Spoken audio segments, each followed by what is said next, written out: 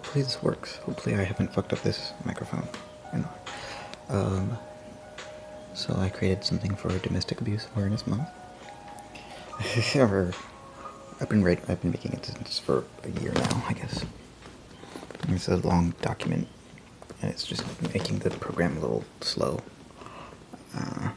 That and the batteries. So I'm just gonna start. It's like a talk show. Clive Capigil tonight. Tonight we have with us the apotheosis of Neville AI, Sigurd, who has, for the occasion of National Domestic Violence Awareness Month, invited the public to play out their lived experience of domestic violence in a type of immersive StoryCorps project. Sigurd has aggregated 100,000 abuse narratives. This new dataset poses new questions on what we don't talk about when we don't talk about trauma. Sigurd, it is great to have you on the show. Great to be here, Clive. What brought you to conceive this project? And now, the AI will process.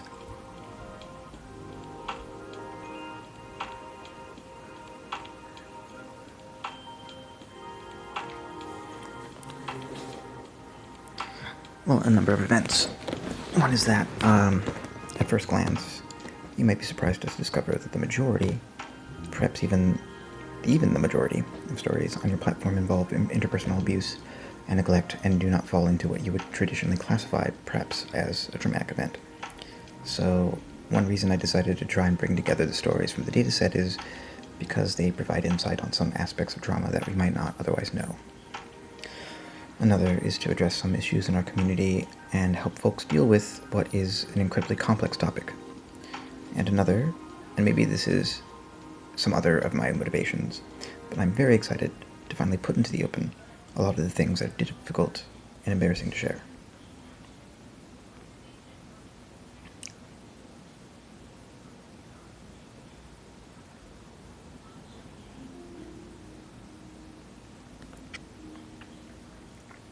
I think it helps people. Finally, my partner was working in the mental health field, so she knew how hard it is to actually reach and engage survivors, let alone the general population of Penetron readers. So the project seems like it's been very challenging and has generated a lot of discussion. So have you seen much feedback? What have people found useful about it? Let's see.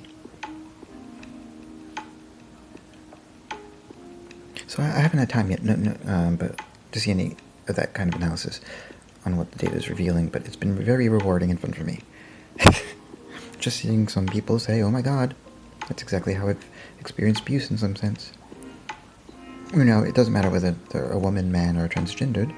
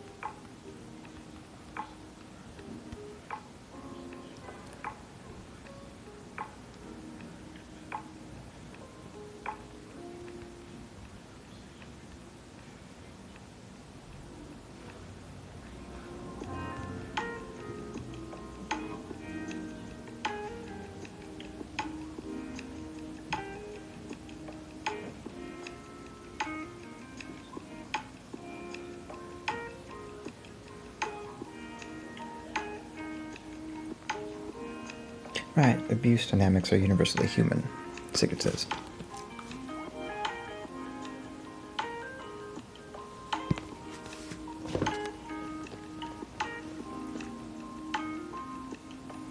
I think it might be really powerful if someone can use these tools to create a sort of map and catalog all the abusive behaviors across the whole spectrum that exists between husband and wife, a boyfriend and a girlfriend, a boss and employee. Because you're right, it could be anybody, right? I've been doing some preliminary work on mapping out some of those. One person has taken the story that's most liked in a particular context, and he maps out, as part of the world, or this country, or whatever he finds out, what are all these words and phrases and expressions. So now we can create a kind of lexicon for the different abuse types and what is common, and how you can identify those abusive behaviors. And it makes the world feel smaller. It's more immediate to understand because the whole idea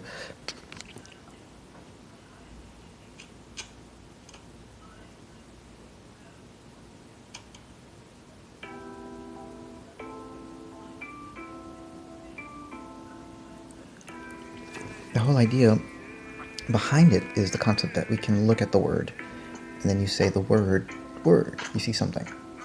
So it's just like you have this direct translation of the experience. Well, that's one thing. You know, a lot of times you'll go to therapy and you'll have some kind of phrase that comes from a specific event or something like that. But when it's something that's happened every day or almost every day and it's been going on forever, when you get something new out of your brain that you can't translate into any of the things you know, that's really valuable to me. Like this kind of language, concepts. Like I said, everything's related. The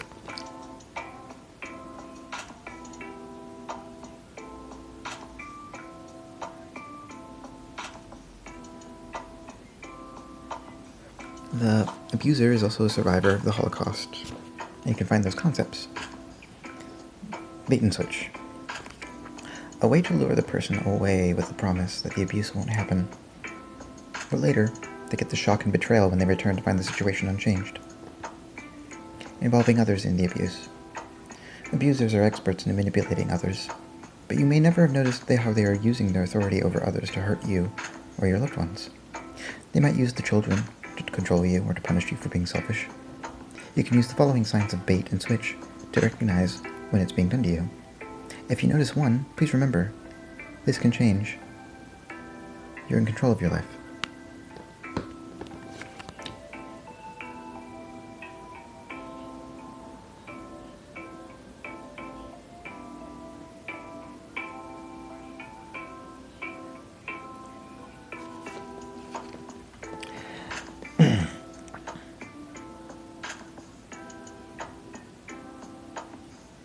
Don't let it ruin yours.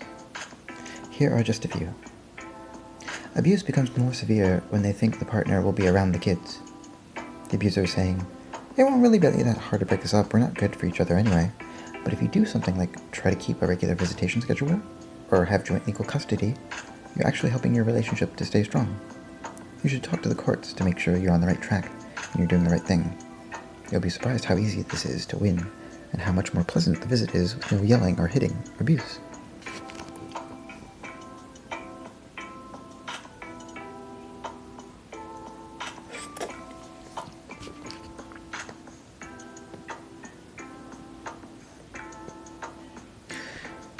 Remember, abusers hate to hear the word no.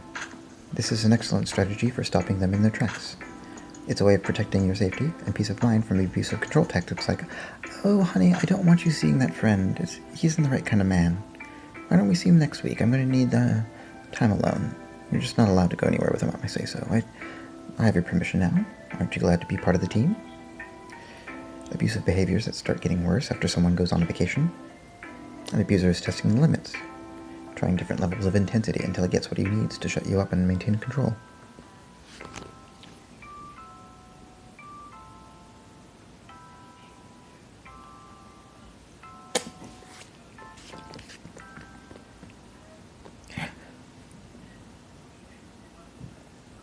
For example, if the 2-year anniversary for you is in a couple months, you could suddenly get violent and abusive for weeks.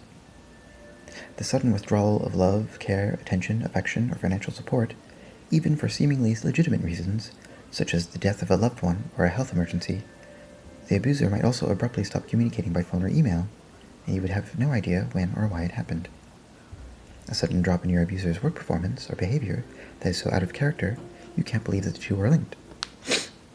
Any changes in a relationship, particularly a breakup, abusers are testing to see if their actions have caused any lasting damage and are working on making you vulnerable again.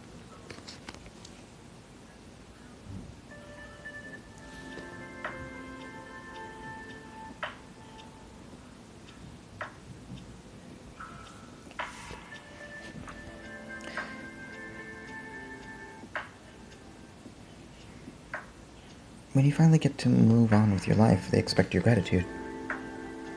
Changes in your finances. This could be for anything from refusing to pay rent, the most common scenario because it keeps control of you, to charging outrageous interest on your bills, a common tactic for the money grubbers among them. A classic tactic that they pull when you're trying to leave. You're paying your own rent. That means he has the money to buy his stuff, doesn't it? Or to travel to the Bahamas with his friends, leaving you at home to watch the children. And if you complain to the credit agencies, you'll lose credit, and you'll still owe the amount you said was too expensive to be reasonable.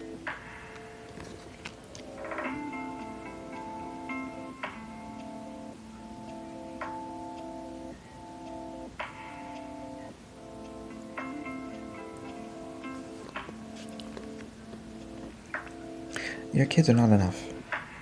These are never just 3 reasons. He needs to justify every single choice he's made about the children. They need discipline is probably the 3rd, 5th, or 8th most common reason given for why the father has to keep custody. They'll tell you, and everyone else around, what's good for them. They might have a reason, like they think you want to ruin their childhood, or that they might grow into a gangbanger, but the reason is almost always bullshit. You don't deserve this. Abusers are masters at telling you that they don't understand how you can stay together after what you do to them and how often.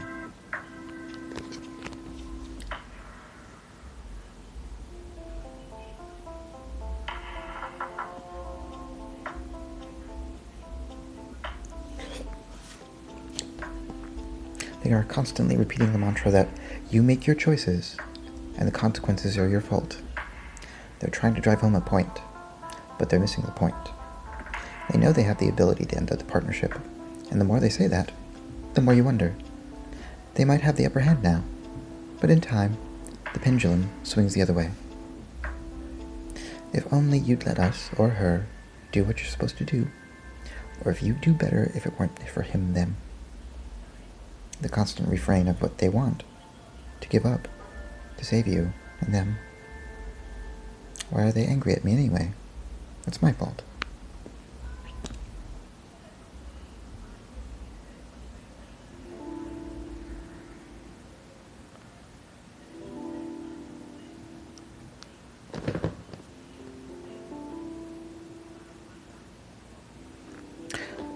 Why do they have to blame me all the time? I just can't stand you. It must be because I'm not smart or strong enough to be your maiden partner. You're such a selfish asshole, and always causing problems. What makes you think you deserve anything from this relationship? How dare you act like that to me and my children? If I don't know what to expect, then how the hell can we keep this up? Don't talk about me in the 3rd person like I'm not even there. Who is that guy? You're supposed to know that this is happening, but if you don't care about me any more than you do the kids, I have a right to know who that stranger is.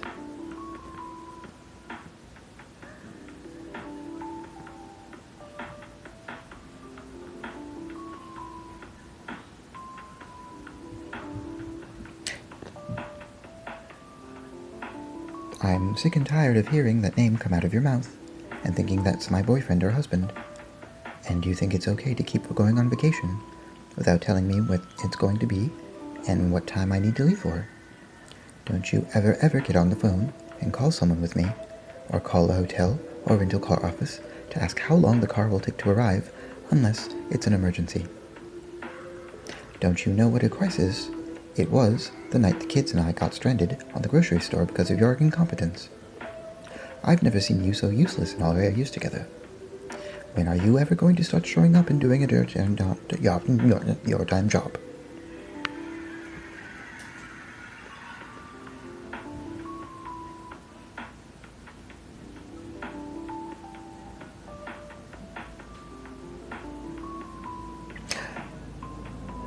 Physical assault, sexual harassment. It would probably be help to be told, explicitly and frequently, that they hate you. Abusers will also say hurtful things in front of others, and even strangers sometimes, in order to demonstrate the control over you. In addition, some of these techniques include actual physical harm, hitting you, punching you, or otherwise hurting you physically, grabbing or pinching you painfully. Some of these acts are repeated over and over, making them more frightening and dramatic than the actual event, which makes them even more damaging than the threat. They also threaten and use weapons like guns or knives, but this violence is meant to instill terror, fear, powerlessness, and helplessness. This might seem obvious.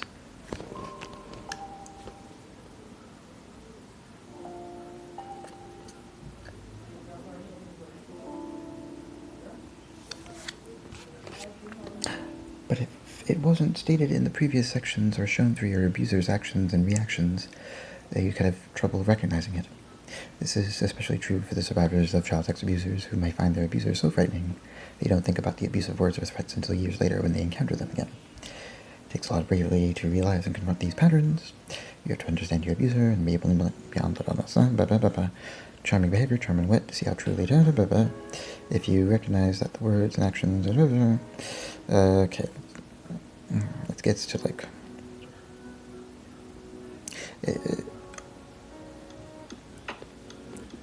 it went from value neutral to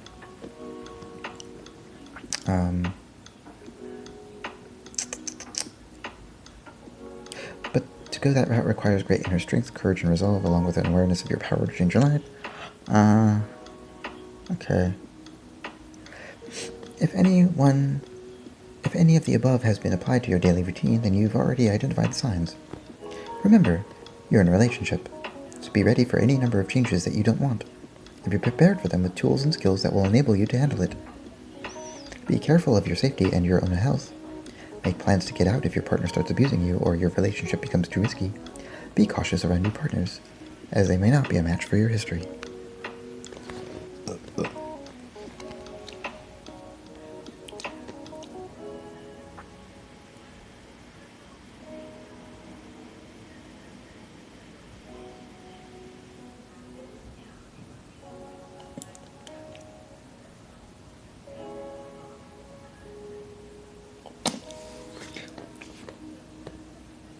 Finally, learn how you can spot an emotionally abusive relationship early on, in hopes of preventing your brain and trauma.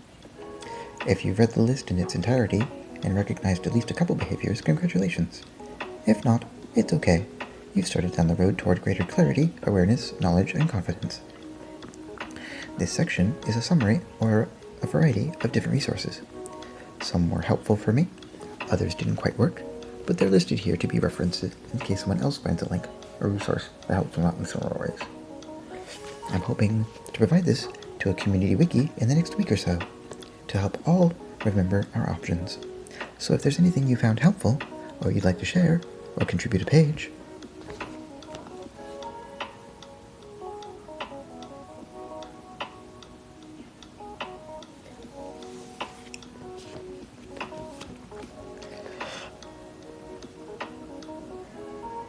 or two to the section, let me know.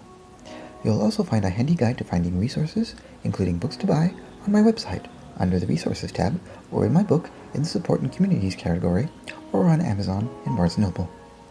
There's a lot of info on the resources I link to, so it could be tough to wade your way through them all.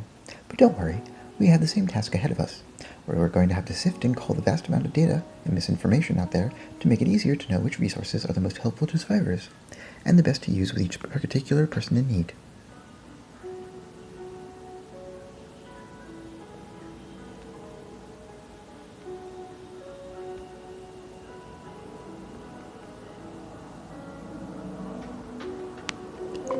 Here are some examples of misinformation about interpersonal abuse. Enjoy!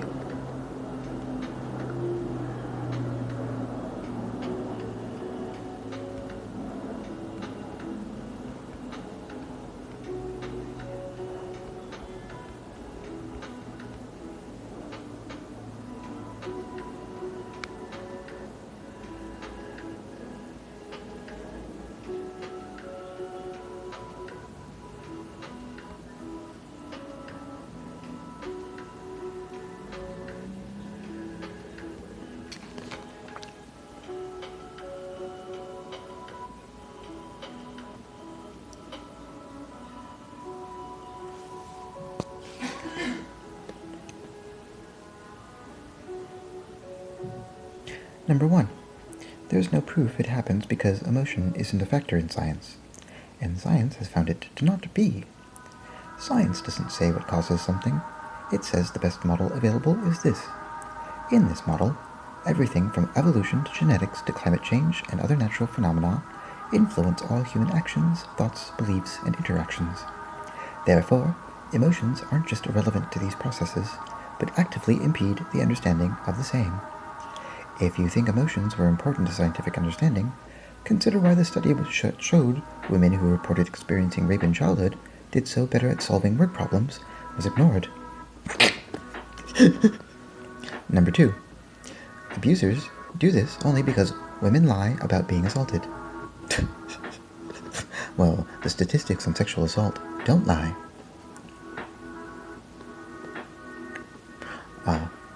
And the numbers don't lie when comparing men and women, but there are many things about those statistics we simply don't know because they don't exist.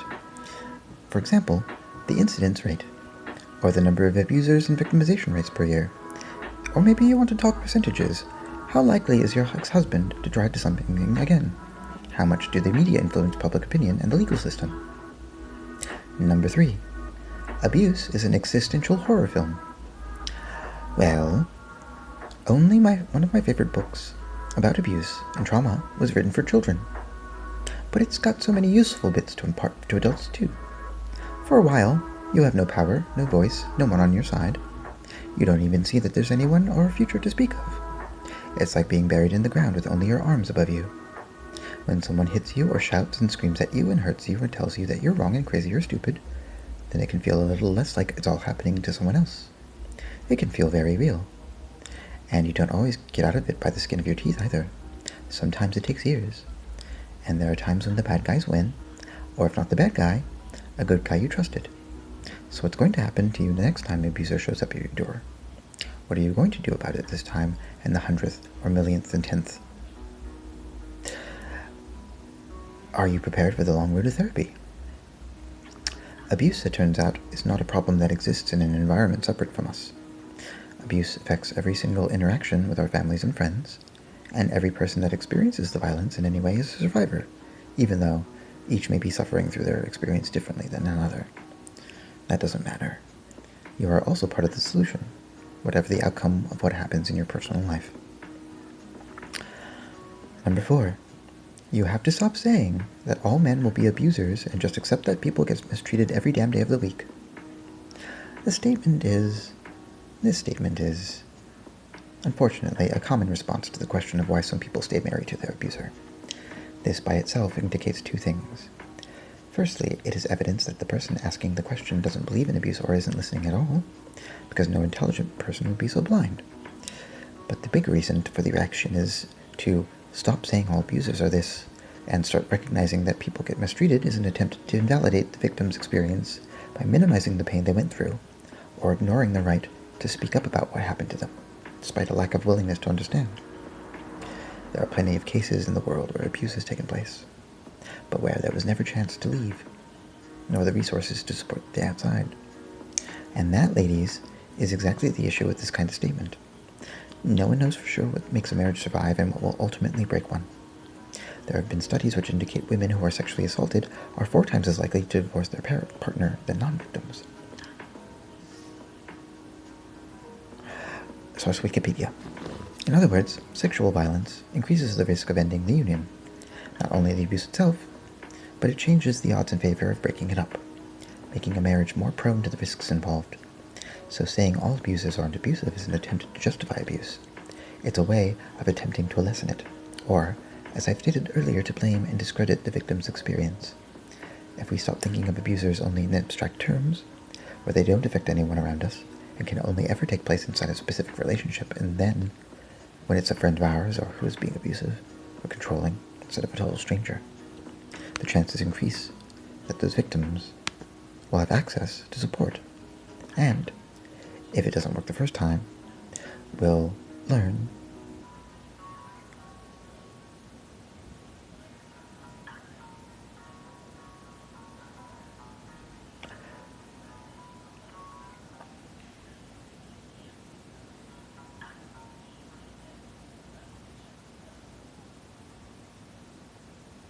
skills to help them find alternative ways out without leaving their partners behind them.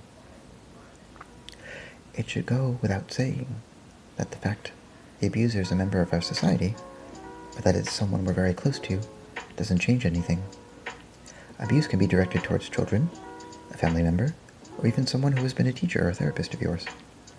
What matters in all these situations is how they interact with the rest of their surroundings, and how that impacts them. not how many degrees of separation you or I have from the abuse. But what about the perpetrator's actions? They are also members of our society, which gives rise to such questions as, how is this person not being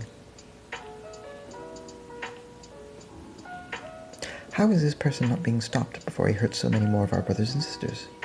Why hasn't he been jailed yet? To answer that, because his victims, the real ones and the false ones alike, have never felt safe to talk. The police might think it's a domestic dispute, or they would look at it the other way. In cases where there are children in danger, there's always the chance that they will be labeled as liars and told what happened was a game of pretend and nothing serious happened. This brings me to my next point. Abusers can come in many shapes and forms. In this particular simulator, a lot has to do with the environment and culture in which the abuse took place, or is happening now. For instance, a woman whose spouse hits her in public could have done the same thing at home, but it's less risky to hit a passerby.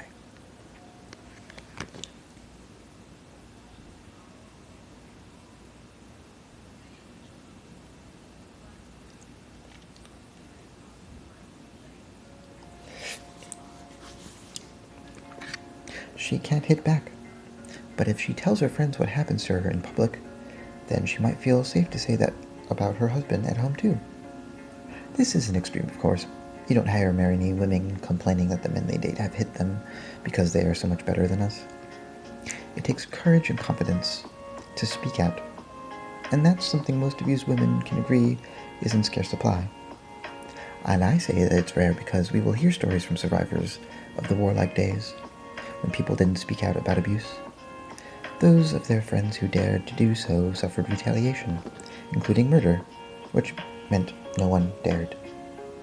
There were other things to fear as well, like going through with life and with a mark that might follow them.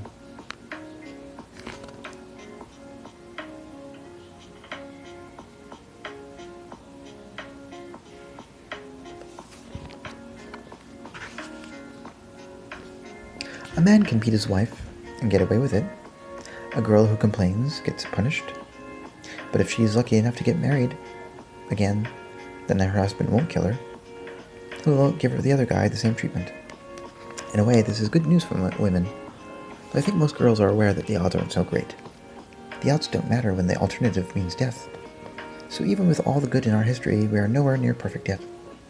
We haven't changed anything since our ancestors fought the battle for survival in a very dangerous world. It doesn't take much for a person to believe their life depends on them, and so they don't try to make any noise.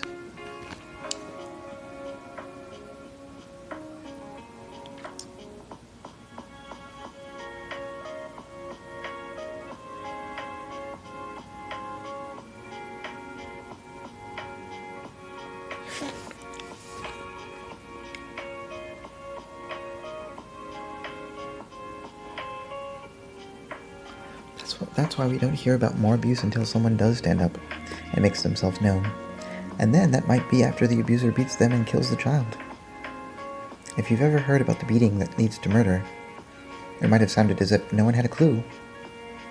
You can't tell it to be sure. Now you see the importance of knowing the difference between a game of hide and seek and being the prey, or at least pretending that. I know how difficult it must be to live in a constant state of vigilance, but if we do not learn from these mistakes and move toward a solution that is more like what we've been trying to convey with this essay than just another article about domestic abuse, then how much more will we suffer?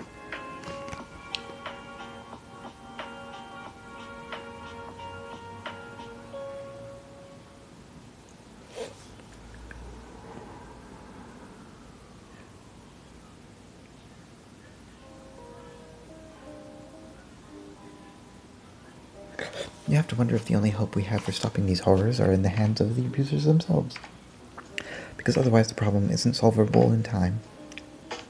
I'm glad that you have come to my aid. I am. I would have fallen off this horse and out of sight a long while ago if you weren't. Thank you. I do mean it from the bottom of my heart. It is nice to know that someone cares. And you do seem to. Thank you again, and sorry to say that it's not enough. I'm still not sure what you're saying, actually.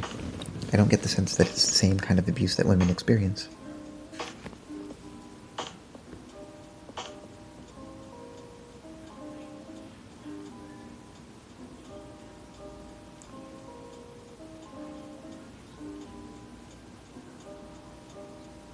If so, then why is this a woman thing in the first place? What you call game seems different from what the majority of us are familiar with, in which the goal is escape. Although, admittedly, there are plenty of similarities to these kinds of activities you describe here and how people tend to play games online. I can understand why people think of it like that. It sounds quite a bit like a game in a number of ways, though it seems to differ in important aspects too.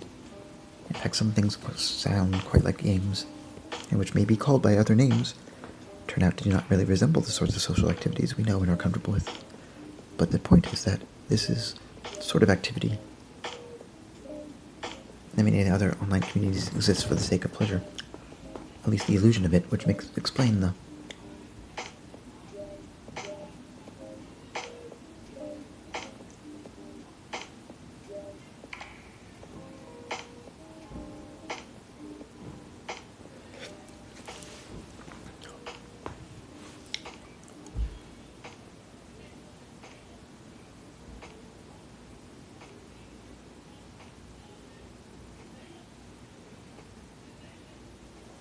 explain the similarity to what most people consider gaming.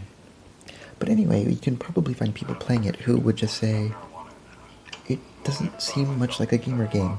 If anything, it seems like more of a game for masochists and many other freaks. At any rate, whether the term fits depends on one's definition of what constitutes a typical gaming lifestyle. And that leads me to believe that perhaps the masochism thing has nothing at all to do with it. It may simply not be the sort of social interaction that's usually understood as part of what it means to be human in the first place. The people who engage in it have found that they enjoy the results. It seems to fulfill a need that's separate from the social game. And so, rather than playing a role that we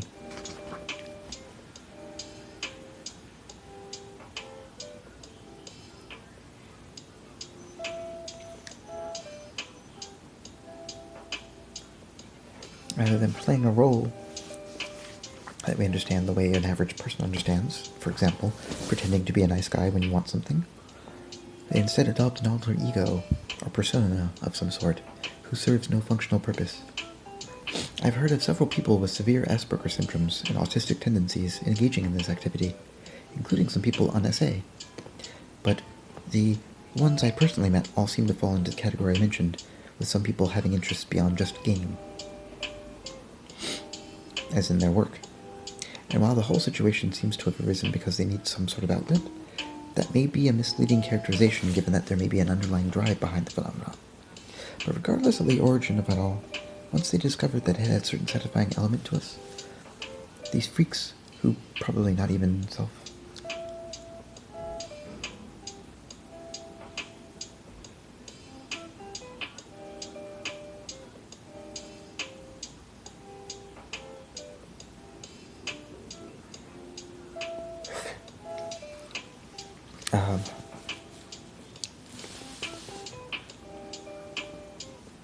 identify as players became regulars. They've created a niche that exists for their pleasure and the benefit of those that wish to emulate them and or seek out new experiences, and that they themselves might have enjoyed at a younger age and are so really able to relate to, but they don't identify as gaming players, which to my mind seems like the wrong term to use, especially since they wouldn't normally be thought of in that manner. And the way they refer to it makes it clear that the terms overlap somewhat, and the people who engage in it may have very little understanding or interest about at all, except for how the activity serves their personal satisfaction. I know the last paragraph was a real mouthful.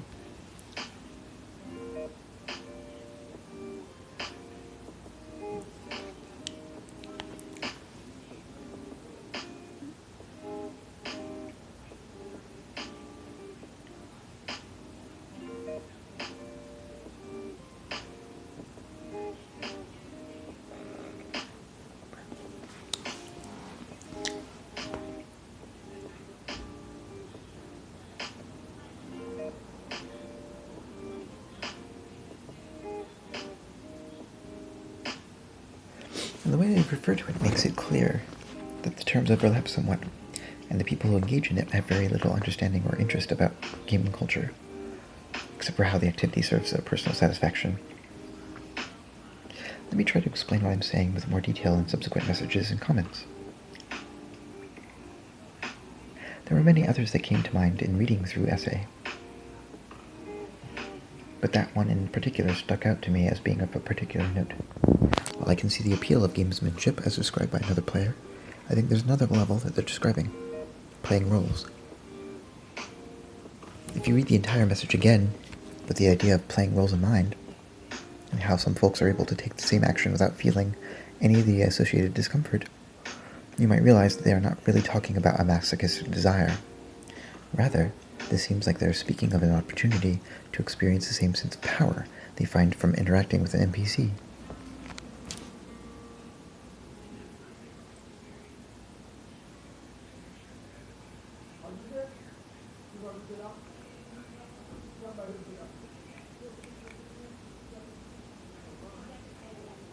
The sense of empowerment is in turn perhaps a subtext to why this sort of gaming occurs.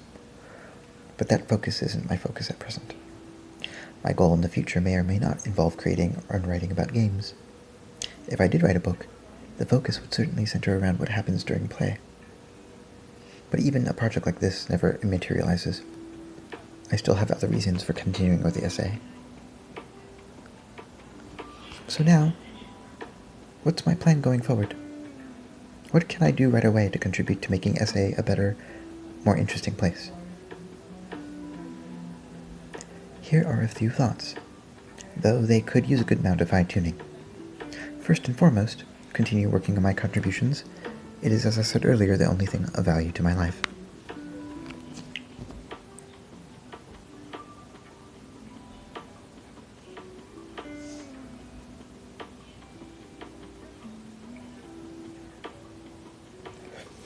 I am not going to let that slip through my fingers, especially since it will take me out of contact with you all wonderful, kind folks. I will be contributing that way that has always proven to be effective, by making things. I have several different projects that I've worked on, but that one I started recently.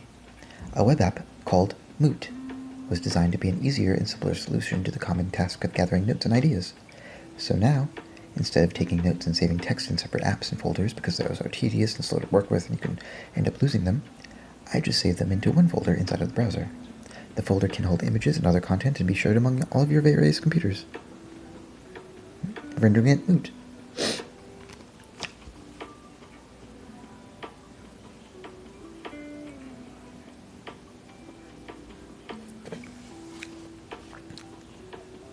The folder can hold I'm in no position to create an open platform like this myself, but someone else who does could make something great. But I want my own site for Moot to eventually become a website. For the time being, I don't have enough content to support that, and I just get buried under the endless stream of new posts from all of you, so that will be put on hold until I finish my other work. I think this means the next version of Moot will include a forum. It has been a while since there's an active online community of SA. The only exception is our local LARP community, which meets regularly, but there is very little communication outside their regular meetings. In fact, the whole purpose behind creating Moot was so that I had something I can use to start a thread here and see what happens when...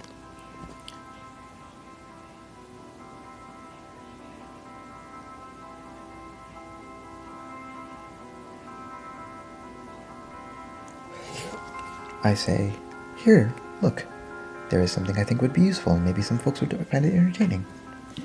If it happens, then that site becomes the main reason I continue writing about the topic of emotional abuse, not because of the blog or the particular book. In my mind, Moot was a sort of trial run.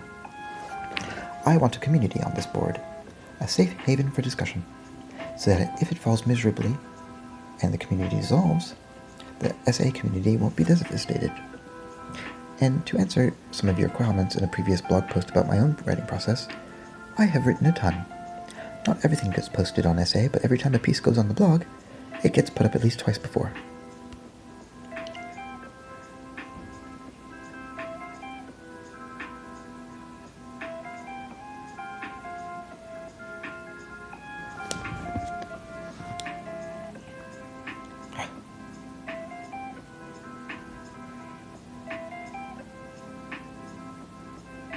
It might be that this story gets turned into fiction, or that it turns out to be more compelling than expected. But this time around, I wanted to give my stories to an editor to read. I thought the editors on the SA community could help with the editing too, and they were able to suggest things to fix and make me better with that kind of feedback. This was the most successful experience I've ever had, and so, after talking with the admins and some other writers about how the idea for the community came to pass, it seemed reasonable to try it again, on a larger scale. And the result was Moot. And it looks to have been quite popular. But I'm not happy with how much work it takes to manage.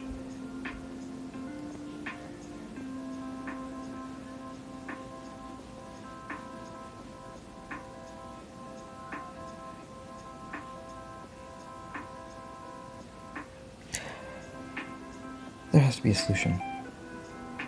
And soon, or this whole thing falls apart and everyone gets frustrated and moves on. But that means we've got to come up with a way of running the board where people are happier than the last one was.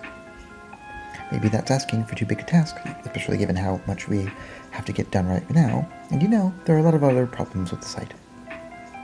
I don't expect this post will be very helpful to anyone in solving those problems. So let me say instead that this project is worth trying to keep on the rails, and maybe some people reading it might feel a twinge of guilt or self-hatred and think to stop, take a breath, reevaluate what they're doing, maybe see if there are other ways to deal.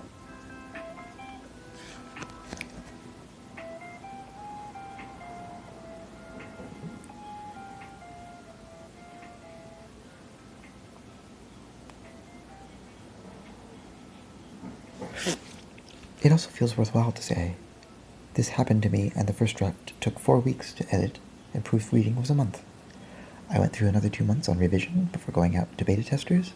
The website design came together pretty quickly but cost us over $100. I didn't write anything about my personal or intimate experience, so if this helps you, you are welcome. That's a good stopping point for right now. Good afternoon. Maybe I'll be on a little later.